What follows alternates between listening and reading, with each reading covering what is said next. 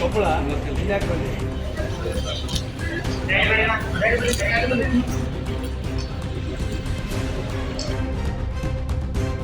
हुबली में सेहत की देखभाल की सहूलियात का मुशाहिदा करने के लिए वज़ीर मेहनत संतोष लाड ने Karnataka institute of medical sciences का अचानक दौरा किया।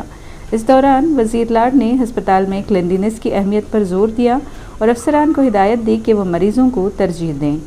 MLA प्रसाद अब्बैया और किम्स के डायरेक्टर रामलिंगप्पा के साथ वज़ीर ने अस्पताल के वार्ड्स का दौरा किया और मरीज़ों की ज़रूरियात को बेहतर तौर पर समझने के लिए उनसे बातचीत भी की।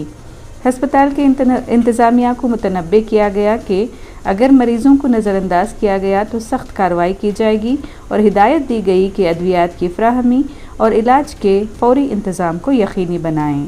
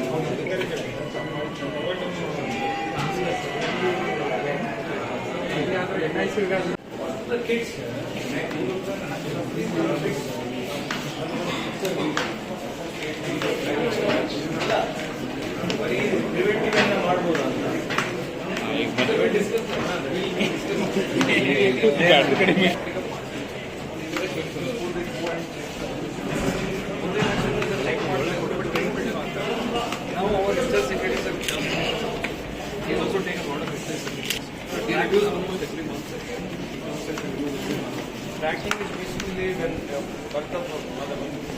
All schools did